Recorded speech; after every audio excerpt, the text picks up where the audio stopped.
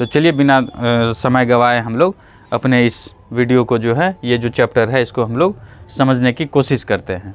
और सबसे पहले क्या करिए, आप लोग जो है कॉपी पेन लेकर के बैठ जाइए। और जो कमज़ोर बच्चे हैं, जिनको अभी तक इस चैप्टर का जीरो नॉलेज है, वो बच्चे जो है बहुत पेशेंस के साथ जो है बैठिए और शुरू से लास्ट तक जो है एकदम ध्यान से देखिए। तो चलिए हम लोग इस चैप्टर की शुरुआत करते हैं। तो चैप्टर क्या है हम लोगों का, तो linear pair of equations in 2 variables. मतलब ये लीनियर इक्वेशंस है जिसमें 2 वेरिएबल है और ये पेयर में है। मतलब ऐसे लीनियर इक्वेशंस हैं 2 वेरिएबल वाले जो पेयर में है, इनका सॉल्यूशन क्या होगा, इसमें जो सिलेबस है वो क्या सब हम लोगों को कवर करना है ये देख लेते हैं। तो इस चैप्टर में जो है हम लोगों को जो पढ़ना है, सबसे पहले तो है कि ग्राफिकली हम लोग जो है किस तरह से सॉल्व कर पाएंगे, किस तरह से सॉल्व करते हैं कि लीनियर पेयर इक्वेशंस के जो है कितने सॉल्यूशन होते हैं। तो ग्राफिकली सॉल्यूशन होंगे, ठीक है। उसके बाद ये इसमें जो है अलजेब्रिकली हम लोग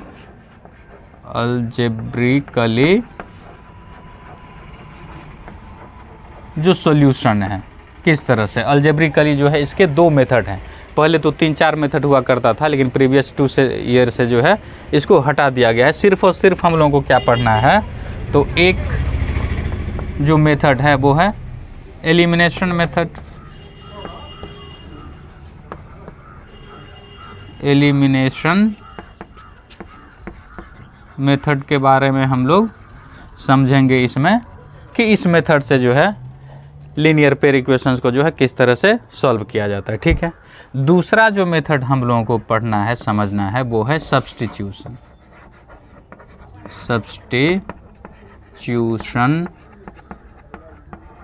मेथड। इस मेथड से जो है किस तरह जो है हम लोग अपने लीनियर पेयर इक्वेशन को सॉल्व करेंगे। ये 2 मेथड पढ़ना है अलजेब्रिकली। सबसे पहला टॉपिक है हम लोगों को पढ़ना है वो ग्राफिकली सॉल्यूशन। कैसे हम लोग ग्राफ से जो है सॉल्व कर पाएंगे कि किस पेयर ऑफ लीनियर इक्वेशंस के कितने सॉल्यूशन होंगे, इसके बारे में। तो चलिए हम लोग समझ लेते हैं कि ग्राफ जो है किस तरह से हम लोग ड्रॉ करते हैं और समझते हैं। तो उससे पहले हम लोग इक्वेशन के बारे में जो है अच्छी तरह से समझ लेते हैं। अगर इक्वेशन के बारे में अच्छी तरह से अगर हम लोगों के पास नॉलेज होगी तो कोई भी क्वेश्चन जो है बनाने में ईजी हो जाती है, हम लोग अच्छी तरह से जो है बना सकते हैं। तो यहाँ पे एग्जांपल के लिए ले लेते हैं, यहाँ लीनियर पेयर ऑफ इक्वेशन है। तो लीनियर पेयर इक्वेशन का जो है हम लोग एक जो है स्केलेटन जो होता है, एक ढांचा हम लोग ले लेते हैं कि ये a1x plus b1y plus c1 equals to 0। ये हम लोगों का एक इक्वेशन ले लिए जिसमें a1, b1 और c1 क्या है, ये कोई रियल नंबर है। रियल नंबर क्या होता है, जो नंबर होते हैं 2, 4, 3, √2, √5, ये सभी नंबर जो होते हैं वो सभी रियल नंबर होते हैं। a1, b1, c2 यहाँ पे वही है, और x और y यहाँ पे 2 वेरिएबल्स हैं, ठीक है। तो ये एक हो गया। यहाँ हम लोगों को पेयर में इक्वेशंस लेना है और उसको सॉल्व करना है। तो चलिए दूसरा इक्वेशन हम ले लेते हैं। तो a2x plus b2y plus c2 equals to 0। ये दूसरा इक्वेशन जो है हम लोग ले लिए। यही इस तरह से पेयर में लीनियर इक्वेशंस दिए हों 2 वेरिएबल्स वाले, तो किस तरह से जो है हम लोग इसको सॉल्व करते हैं। इसको इक्वेशन 1 नेम दे देते हैं और इसको इक्वेशन नंबर 2 कर देते हैं, ठीक है। अब ग्राफिकली जो है हम लोग किस तरह से इसको सॉल्व करेंगे, उससे पहले हम लोग ये समझ लेते हैं कि ये जो इक्वेशंस दिए होते हैं वो 2 सिस्टम में दिए होते हैं। ये जो लीनियर पेयर इक्वेशंस दिए होते हैं ये 2 सिस्टम में दिए होते हैं। तो इन सिस्टम को हम लोग जान लेते हैं। तो ये लीनियर पेयर इक्वेशन के जो सिस्टम होते हैं, इस पे 110% जो है ऑब्जेक्टिव क्वेश्चन पूछे ही जाते हैं कि एग्जाम्पल में दे दिया रहेगा और बताने के लिए बोला जाएगा कि फॉलोइंग में से कौन सा ऑप्शन जो है ये कंसिस्टेंट सिस्टम या इनकंसिस्टेंट जो सिस्टम है वो हम लोग समझ लेते हैं। सबसे पहले ये ऑब्जेक्टिव में 110% आता ही है।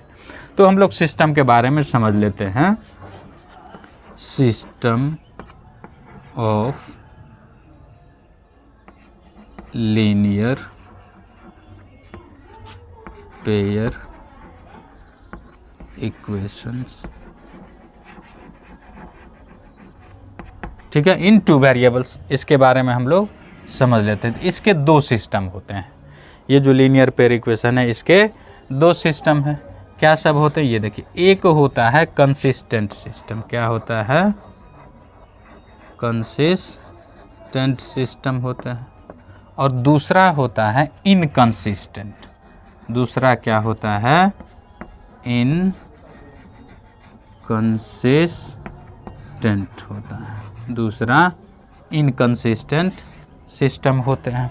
अब कंसिस्टेंट सिस्टम क्या होते हैं, तो पेयर ऑफ लीनियर इक्वेशंस के जो ये दो सिस्टम है, या तो इक्वेशन जो दिए रहेंगे या तो वो कंसिस्टेंट सिस्टम में दिया रहेगा या इनकंसिस्टेंट सिस्टम में दिया रहेगा। ठीक है, तो कंसिस्टेंट सिस्टम क्या होता है, कंसिस्टेंट सिस्टम कि कम से कम जो है, जो given equations, pair of linear equations given है, दिए हुए हैं, कि उसका कम से कम जो है एक सॉल्यूशन होना ही चाहिए, उसको हम लोग कंसिस्टेंट बोलते हैं।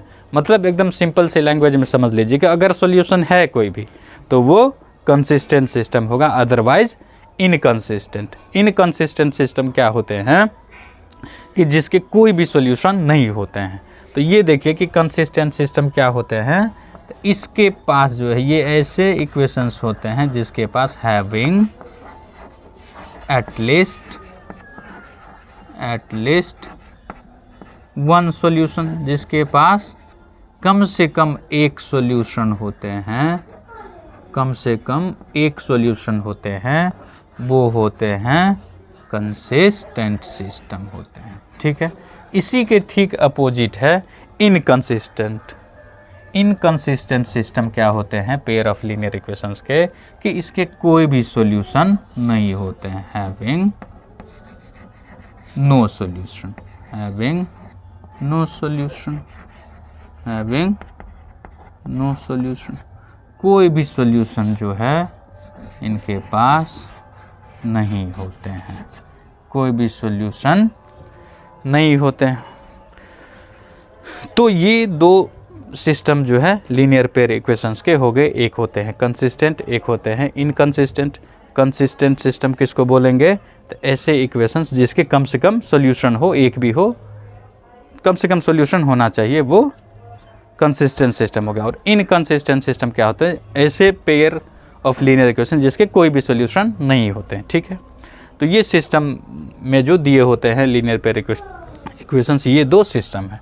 अब हम लोग समझ लेते हैं कि कंसिस्टेंट सिस्टम किस तरह से, ये जैसे कि यहाँ पे ले लिए हैं, तो जो एग्जांपल दिया होगा पेयर ऑफ लीनियर इक्वेशंस, उसको देख करके हम लोग ये कैसे आइडेंटिफाई कर पाएंगे, उसको समझ पाएंगे विदाउट सॉल्विंग, बिना सॉल्व किए, कि वो जो इक्वेशंस दिए हुए हैं वो कंसिस्टेंट सिस्टम में है या इनकंसिस्टेंट सिस्टम में है। इस चीज़ को जो है हम लोग अब समझते हैं। ये देखिए, और उसी तरह से जो है हम लोग अगर बिना सॉल्व किए ग्राफ ड्रॉ किए हम लोग समझ पाएंगे कि इसका ग्राफ जो है कैसा होता है। तो अब हम लोग समझ लेते हैं कि ग्राफिकली किस तरह से हम लोग सॉल्व करेंगे, कि ये जो ग्राफ हम लोग समझते हैं कि ग्राफ किस तरह से हम लोग कैसा होगा। तो जैसे कि ये पेयर ऑफ लीनियर इक्वेशंस दो हैं, अगर, और ये हम लोग जानते हैं कि ये जो लीनियर इक्वेशंस कोई भी होते हैं, जैसे एग्जांपल के लिए लेते हैं 2x + 3y + 4 = 0, ये कोई लीनियर इक्वेशन है टू वेरिएबल वाले। तो ये आप लोगों को ऑलरेडी पता ही होगा, 9th क्लास में भी पढ़े होंगे, कि जो लीनियर इक्वेशन दो वेरिएबल्स वाले होते हैं, इसका जो ग्राफ होता है वो एक स्ट्रेट लाइन होता है। इसका जो ग्राफ होता है, इसका जो ग्राफ होता है वो एक स्ट्रेट लाइन होता है। क्या होता है, स्ट्रेट लाइन होता है। ये एक स्ट्रेट लाइन होता है, ये एक स्ट्रेट लाइन कुछ इस तरह से हो सकते हैं, मतलब किसी भी तरह से स्ट्रेट लाइन होंगे, ऐसे होंगे, ऐसे होंगे, किसी भी तरह से स्ट्रेट लाइन होते हैं।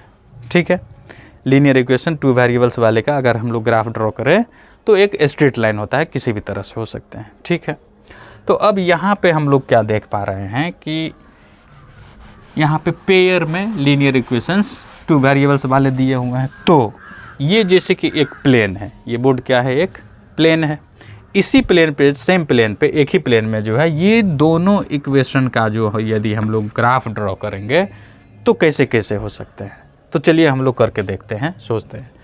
तो इस दोनों के जो ग्राफ है, दोनों, ये भी एक स्ट्रेट लाइन होगा, इसका ग्राफ ड्रॉ करेंगे तो ये जो सेकेंड इक्वेशन है इसका भी एक स्ट्रेट लाइन होगा। तो जब दो स्ट्रेट लाइन एक प्लेन में ड्रॉ करेंगे तो कैसे कैसे हो सकते हैं, ये चीज़ हम लोग समझते हैं।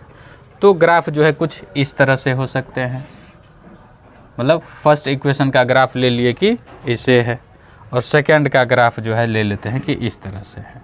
मतलब इस तरह के जो लाइन होते हैं, मतलब देख रहे हैं कि दो लाइन एक दूसरे को यहाँ पे इंटरसेक्ट कर रहे हैं, इस तरह के लाइन को हम लोग बोलते हैं इंटरसेक्टिंग लाइन। क्या बोलते हैं? इंटरसेक्टिंग लाइन्स बोलते हैं, इंटरसेक्टिंग लाइन्स बोलते हैं, इंटरसेक्टिंग लाइन्स बोलते हैं। तो ऐसे हो सकते हैं। और सोचिए कि और किस तरह से हो सकते थे। एक ऐसे भी हो सकते हैं कि ऐसे गया फर्स्ट इक्वेशन का ग्राफ और सेकंड का जो है ऐसे चला गया। मतलब ये देख रहे हैं हम लोग कि दोनों जो है पैरेलल है, पैरेलल मतलब दोनों लाइन एक दूसरे से अगर इस डायरेक्शन में इसको प्रोड्यूस किया जाए या इधर प्रोड्यूस किया जाए तो कहीं नहीं मिलेंगे। ठीक है, इस तरह के जो लाइंस होते हैं ऑलरेडी हम लोग 6, 7, 5 में ही पढ़ते आ रहे हैं इस लाइंस के बारे में। इसको हम लोग पैरेलल लाइंस बोलते हैं, जो एक दूसरे से कहीं नहीं मिलते हैं। इसको हम लोग पैरेलल लाइंस बोलते हैं, पैरेलल लाइंस हो सकते हैं। और सोचिए कि और किस तरह से हो सकते हैं। तो ऐसे भी हो सकते हैं कि एक जो ऐसे गया, फर्स्ट इक्वेशन का ग्राफ जो है इस तरह से गया, फर्स्ट इक्वेशन का ग्राफ ऐसे, और सेकंड इक्वेशन जो है दिया रहेगा क्वेश्चन में, उसका ग्राफ ले लेते हैं, उसका भी जो इसी के ऊपर आ गया है, इसी लाइन के ऊपर आ गया है, मतलब ओवरलैप कर गया। इस तरह से हम लोग क्या बोलते हैं? ओवरलैप कर जाना होता है एक दूसरे के ऊपर जो आता है। तो इस तरह के लाइंस को हम लोग क्या बोलते हैं? तो इस तरह के लाइंस को हम लोग बोलते हैं कोइंसिडेंट लाइन, कोइंसिडेंट लाइंस बोलते हैं। क्या बोलते हैं? कोइंसिडेंट लाइंस बोलते हैं। तो अगर एक पेज पे, एक प्लेन में, सेम प्लेन में अगर ये दो लाइन, मतलब ये जो इक्वेशन दिए हुए हैं इसका जो ग्राफ ड्रॉ करेंगे तो एक स्ट्रेट लाइन होगा। पेयर में है तो पेयर में लाइन्स होंगे, मतलब दो लाइन होंगे। तो दो लाइन कुछ इस तरह से होते हैं। अब आप लोग सोच करके बताइए कि एक प्लेन में दो लाइन को अगर रखेंगे तो और इन तीनों से डिफरेंट तरह से भी रखा जा सकता है। वो आप लोगों को अगर पता होगा तो कमेंट बॉक्स में ज़रूर कमेंट करके बताइएगा कि ऐसे भी लाइन हो सकते हैं। मेरे ख्याल से तो यही तीन जो है पॉसिबिलिटी बनती है कि हो सकते हैं। ठीक है, अब यहाँ पे हम लोग ये ग्राफ से समझ लेते हैं कि कैसा ग्राफ होगा, तो उसके सॉल्यूशन कितने होंगे या नहीं होंगे। तो फर्स्ट ग्राफ में हम लोग देख पा रहे हैं ये जो पहला जो ग्राफ जो पॉसिबिलिटी बनती है कि इस तरह से हो सकते हैं। तो इसमें देख रहे हैं कि दोनों लाइन एक दूसरे को यहाँ पे इंटरसेक्ट कर रहे हैं, मतलब सिर्फ और सिर्फ एक पॉइंट पे मिलते हुए चले जा रहे हैं, इधर भी इधर भी। तो सिर्फ और सिर्फ एक पॉइंट पे। तो सॉल्यूशन जो होगा इस pair of linear equations two variables का सॉल्यूशन वही होगा ग्राफिकली। ग्राफ से अगर हम लोग समझे तो ग्राफ देख करके ये पता चलेगा कि सॉल्यूशन जो है वही होगा और उतने ही होंगे कि दोनों लाइन एक दूसरे से कितने पॉइंट पे मिल रहे हैं। दोनों लाइन एक दूसरे से जितने पॉइंट पे मिलेंगे उतने ही सॉल्यूशन होते हैं, नहीं मिलेंगे तो कोई सॉल्यूशन नहीं होंगे। तो यहाँ पे हम लोग देख पा रहे हैं कि सिर्फ और सिर्फ एक पे, मतलब इस तरह के जो इंटरसेक्टिंग लाइन होंगे ग्राफ, तो इसके सॉल्यूशन होंगे सिर्फ और सिर्फ एक, इसके ओनली वन सॉल्यूशन होंगे। कितने सॉल्यूशन होंगे? अगर सॉल्यूशन की बात करें तो सिर्फ और सिर्फ एक सॉल्यूशन होंगे, only one solution, only one solution होंगे, ओनली वन सॉल्यूशन होंगे। अगर इस पैरेलल लाइन की बात करें तो पैरेलल क्या होता है कि दोनों साइड, जैसे कि ट्रेन जो चलती है जिस रेल पटरी पे वो पैरेलल है, दो लाइन वाली कॉपी जो है आपकी उसमें जो लाइन है वो पैरेलल है कि अगर इनफाइनाइट तक भी उसको आप प्रोड्यूस करिएगा तो कहीं नहीं मिलेगा। इसको पैरेलल मतलब दोनों लाइन एक दूसरे से नहीं मिलेंगे, एकदम जा रहे हैं अपने, वो इधर वो उधर, कहीं नहीं मिलेंगे, मतलब इसके कोई भी सॉल्यूशन नहीं होंगे। इसका जो सॉल्यूशन होगा वो कोई सॉल्यूशन नहीं होगा, इसके कोई भी सॉल्यूशन नहीं होंगे। No solution, no solution, no solution होंगे पैरेलल का। और इसमें देख रहे हैं हम लोग कि एक लाइन गया है, एक लाइन गया है और दूसरा भी जो है उसी के ऊपर गया है। मतलब हम लोगों को पता है कि एक लाइन या लाइन सेगमेंट कितना छोटा ही क्यों ना हो, उस पर कितने पॉइंट्स होते हैं, इनफाइनाइटली मैनी होते हैं, अनलिमिटेड होते हैं, काउंटलेस होता है, उसको हम लोग काउंट ही नहीं कर पाएंगे कि कितने पॉइंट्स होते हैं। तो इसका मतलब ये हो गया कि ये जो कोइंसिडेंट लाइंस होंगे वो एक दूसरे से कितने पर मेल करेंगे, कितने पे मिलेंगे, तो इनफाइनाइटली मेनी पॉइंट्स पे, अनलिमिटेड पॉइंट्स पे मिलेंगे, क्योंकि एक लाइन पे अनलिमिटेड पॉइंट्स होते हैं, काउंटलेस होते हैं, इनफाइनाइट पॉइंट्स होते हैं। तो इसके सॉल्यूशन भी इनफाइनाइट होंगे। इसके सॉल्यूशन कितने होंगे, इनफाइनाइट सॉल्यूशन होंगे। कोइंसिडेंट लाइंस जो ग्राफ होगा जिस किसी भी इक्वेशंस का, पेयर ऑफ इक्वेशंस का, उसका ग्राफ कैसा होगा, तो कोइंसिडेंट लाइंस वाले ग्राफ का सॉल्यूशन इनफाइनाइट होगा। कितना होगा, इनफाइनाइट सॉल्यूशन, इनफाइनाइट सॉल्यूशंस होंगे। ठीक है, इनफाइनाइट सॉल्यूशंस होंगे। ठीक है, तो ये ग्राफ से समझ लिए कि ऐसा ग्राफ, ऐसा ग्राफ, ऐसा ग्राफ। तो अब इससे हम लोग समझ पा रहे हैं कि जो दो सिस्टम के बारे में जाने कि लीनियर पेयर इक्वेशंस जो दिए होते हैं वो दो सिस्टम में ही दिए होते हैं, या तो वो कंसिस्टेंट सिस्टम में होंगे या इनकंसिस्टेंट। तो यहाँ पे हम लोग देख पा रहे हैं कि कंसिस्टेंट का मतलब क्या होगा कि कम से कम एक सॉल्यूशन होना चाहिए, सॉल्यूशन होना चाहिए। तो यहाँ पे देख पा रहे हैं कि सॉल्यूशन है। तो ये कौन सा सिस्टम हो गया, ये कंसिस्टेंट सिस्टम हो गया। ऐसा ग्राफ वाला जो होगा इक्वेशंस, जिस किसी भी इक्वेशन का ऐसा ग्राफ होगा वो कंसिस्टेंट सिस्टम होगा। क्या होगा, कंसिस्टेंट सिस्टम हो गया ये। ठीक है, और ये पैरेलल लाइंस जिसके कोई भी सॉल्यूशन नहीं होते हैं, तो क्लियरली है कि ये इनकंसिस्टेंट हो जाएंगे। ये कैसा सिस्टम हो जाएगा, इनकंसिस्टेंट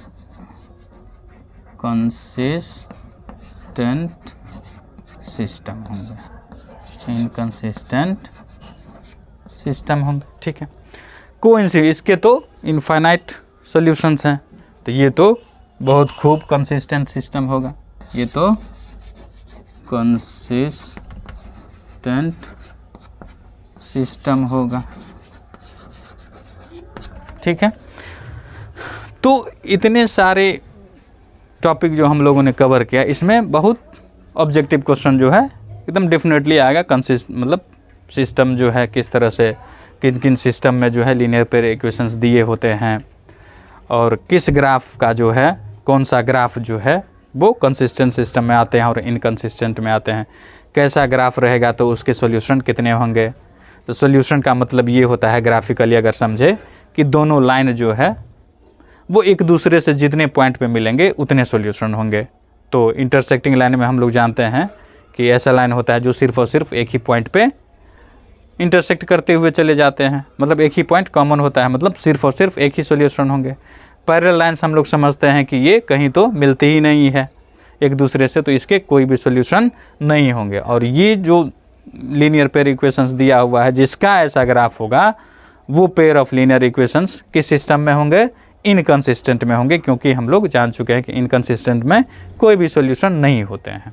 अब इनफाइनाइट, अब यहाँ पे ये जो ग्राफ हम लोग देख पा रहे हैं कि एक ही लाइन दिख रहा है यहाँ पे जो है तो पेयर में इक्वेशंस दिए हुए हैं, तो पेयर में लाइन्स होना चाहिए एक, इसलिए दिख रहा है कि दोनों एक दूसरे के ऊपर है। तो सामने से देखने पर दिखाई देगा एक ही, तो ये अलग अलग कलर से जो हम दिखा रहे हैं, एक लाइन गया ये फर्स्ट इक्वेशन का, दूसरा भी जो है इसी के ऊपर ओवरलैप कर गया, ओवरलैप। तो इस तरह के जो ग्राफ होते हैं इसको हम लोग कोइंसिडेंट लाइन्स बोलते हैं। और यहाँ पे हम लोग देख रहे हैं कि एक लाइन के ऊपर दूसरी लाइन है, और एक लाइन पे कितने पॉइंट्स होते हैं, इनफाइनाइट पॉइंट्स होते हैं, मतलब इनफाइनाइट सॉल्यूशन भी होंगे। तब जब सॉल्यूशन है इनफाइनाइट, तो ये किस सिस्टम में होंगे, ये इक्वेशंस, जिस इक्वेशन का ये ग्राफ होगा वो कंसिस्टेंट सिस्टम हो जाएगा। ठीक है, तो यहाँ तक जो है समझ में आ गए। अब इसके बाद आते हैं हम लोग, आखिर इक्वेशन जो दिया रहेगा उसको बिना सॉल्व किए इक्वेशन को देख करके कैसे हम लोग समझ पाएंगे कि ये जो इक्वेशन दिए हुए हैं इसका यूनिक सॉल्यूशन होगा, दैट इज़ ओनली वन होगा, या नो सॉल्यूशन होगा, या इनफाइनाइटली या इनफाइनाइट सॉल्यूशन होंगे। तो ये हम लोग जो है सिर्फ और सिर्फ 2 सेकंड में जो है इक्वेशन को देख करके पता कर सकते हैं। एकदम सही सुन रहे हैं, सिर्फ और सिर्फ 2 सेकंड में। अब एक एग्जाम्पल लेते हैं हम लोग और समझते हैं। तो सबसे पहले हम लोग ये कंडीशन सब समझ लेते हैं कि किन किन कंडीशंस में जो है इक्वेशंस का सॉल्यूशन यूनिक होगा, या पैरेलल होगा, या पैरेलल ग्राफ होंगे, मतलब नो सॉल्यूशन होंगे, और इनफाइनाइटली मेनी सॉल्यूशन। तो उसके लिए जो कंडीशन होता है ये देखिए, इन कंडीशंस के अकॉर्डिंग जो है, जो पहला देखिए, पहला हम लोग समझ लेते हैं कि यूनिक सॉल्यूशन। यूनिक सॉल्यूशन मतलब सिर्फ और सिर्फ एक सॉल्यूशन, यूनिक मतलब सिर्फ और सिर्फ एक सॉल्यूशन के लिए।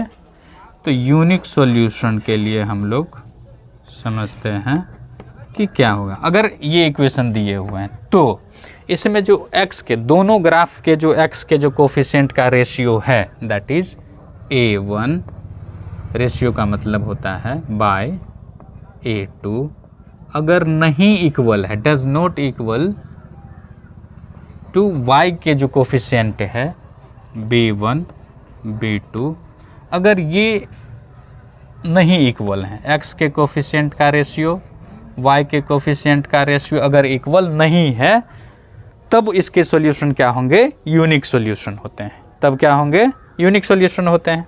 और अगर ग्राफ की बात करें तो समझ ही लिए हैं कि यूनिक सॉल्यूशन वाले का जो ग्राफ होता है वो कैसा होता है, तो इंटरसेक्टिंग लाइंस होता है। कैसा ग्राफ होगा, इंटरसेक्टिंग लाइंस होगा, इंटरसेक्टिंग लाइंस होगा, इंटरसेक्टिंग लाइंस होंगे। और इंटरसेक्टिंग लाइंस कैसा होता है, तो इस तरह से होते हैं, इस तरह से हो सकते हैं, किसी भी तरह से दो लाइन एक दूसरे को इंटरसेक्ट करते हुए हो, ठीक है।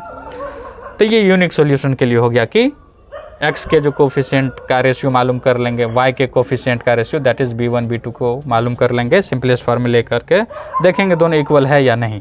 नहीं इक्वल है तो फिर कांस्टेंट टर्म के रेशियो को नहीं देखना है, बीच पता चल गया कि इसके यूनिक सॉल्यूशन होंगे और ग्राफ जो है इंटरसेक्टिंग लाइन्स होंगे, ठीक है। सेकेंड कंडीशन ये है, ये तो यूनिक के लिए हो गया। अब हम लोग आते हैं कि नो सॉल्यूशन के लिए, अगर कोई भी सॉल्यूशन ना हो तो नो सॉल्यूशन के लिए क्या है, नो सॉल्यूशन के लिए कि अगर x के कोफिशिएंट का ratio that is A1 by A2 अगर इक्वल है y के coefficient that is B1 by B2, ठीक है। ये दोनों इक्वल है, तो ये दोनों इक्वल आ गया तो उसके बाद हम लोग कांस्टेंट टर्म को भी जो है का रेशियो मालूम करेंगे। और कांस्टेंट टर्म का रेशियो नहीं इक्वल आता है तब होते हैं नो सॉल्यूशन होते हैं। तब क्या होते हैं, ये जिस लीनियर पेयर इक्वेशंस में इस तरह से अगर कंडीशन आ जाता है x का कोफिशिएंट y का कोफिशिएंट कांस्टेंट टर्म नहीं इक्वल हो, तब इसके कोई भी सॉल्यूशन नहीं होते हैं। और इसका ग्राफ हम लोग समझ ही लिए हैं कि ग्राफ इसका क्या होगा, पैरेलल लाइन होगा, जो एक दूसरे से कहीं मेल मिलाप नहीं करेंगे, और इसको हम लोग पैरेलल लाइंस बोलेंगे। पैरेलल लाइंस होते हैं, पैरेलल लाइंस होते हैं इसका ग्राफ। और पैरेलल लाइंस का ग्राफ कैसा होता है तो पता ही है, 2 लाइन वाली कॉपी में जो लाइन है या रेल की जो पटरी है वो पैरेलल होते हैं, इस तरह से होते हैं, ठीक है। तीसरा जो कंडीशन है वो है, तीसरा कंडीशन जो है वो इनफाइनाइटली मेनी सॉल्यूशन के लिए है या इनफाइनाइट सॉल्यूशन के लिए है।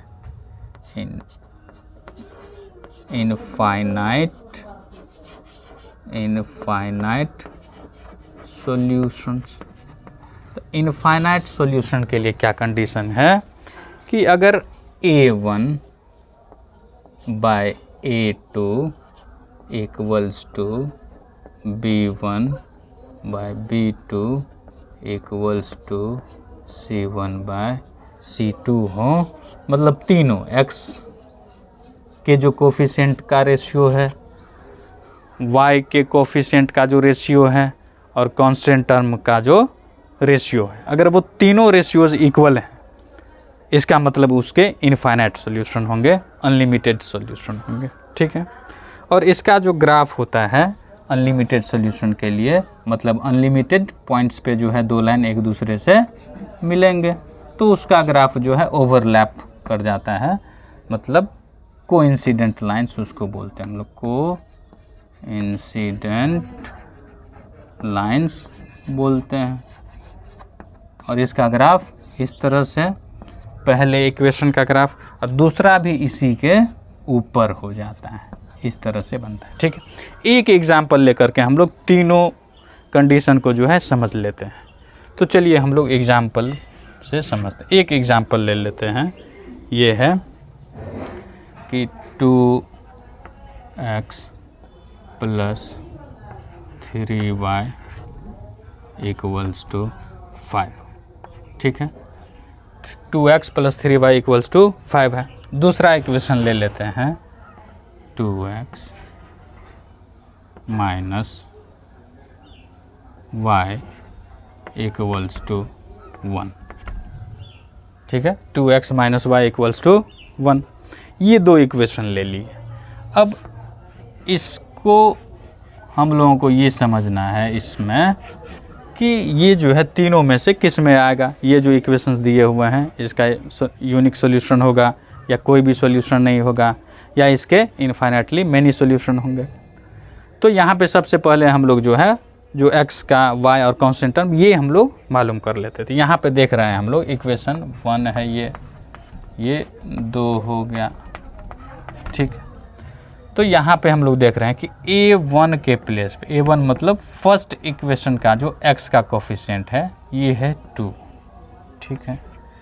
B1 जो है, ये फर्स्ट इक्वेशन y का कोफिशिएंट जो कि 3 है। और C1 पर थोड़ा ध्यान दीजिएगा कि इस तरह से लाना है, मतलब इक्वल के साइड ही सभी कांस्टेंट टर्म भी ले आना है। अगर इक्वेशन में इस तरह से दिया है तो इसको भी ले आएंगे, तो यहाँ 5 है, इस साइड आ जाएगा तो -5 हो जाएगा। ठीक है। तो -5 हो जाएगा। ठीक, ये फर्स्ट इक्वेशन।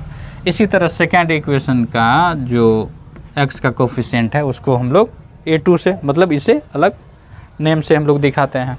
तो ये 2 दिया हुआ है, और B2 जो है y का कोफिशिएंट वो -1 है। अब y का कोफिशिएंट कुछ नहीं देख रहा है, मतलब 1 है।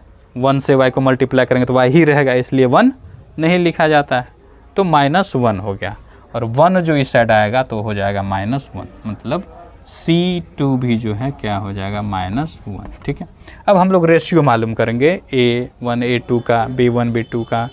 ये देख रहे हैं, अगर A1 A2 B1 B2 अगर इक्वल नहीं है, अगर डज नॉट इक्वल है ये दोनों, तो फिर C पे हम लोगों को नहीं जाना है, क्योंकि तभी पता चल जाता है कि अगर A का रेशियो B अगर ये दोनों नहीं इक्वल हैं तो पता चल गया कि यूनिक सॉल्यूशन होंगे और उसका ग्राफ इंटरसेक्टिंग लाइन होते हैं। ठीक।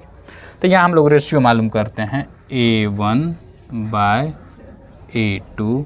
तो देख रहे हैं यहाँ 2/2 है, 2 को कैंसिल करेंगे तो 1/1 हो जाएगा, दैट इज़ 1 होगा। ठीक है।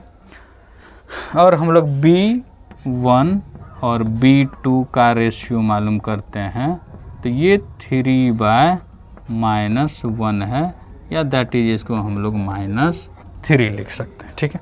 अब देखिए कि A1 A2 का रेशियो आ गया है 1 और B1 B2 का रेशियो आ गया -3।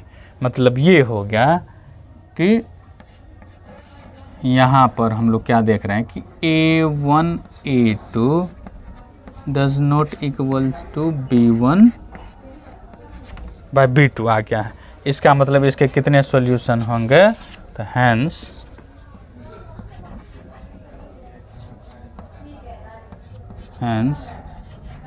There is only one one या unique solution of the given equations, only one solution of the given equation, given pair of equation हो गया। ग्राफ अगर पूछा जाता तो इंटरसेक्टिंग लाइन हो जाता। अगर ग्राफ बताने के लिए बोलता कि कैसा ग्राफ होगा, किस टाइप का, तो ग्राफ इसका क्या हो जाएगा, इंटरसेक्टिंग लाइन्स हो जाएगा, इंटरसेक्टिंग लाइन्स हो जाएंगे। यूनिक सॉल्यूशन का ग्राफ इंटरसेक्टिंग लाइन्स हो जाएगा। ठीक है, आई होप कि इसमें मेरे ख्याल से किसी भी, कितना भी कमज़ोर, कितना भी वीक स्टूडेंट हो तो उसको इसमें प्रॉब्लम नहीं आनी चाहिए।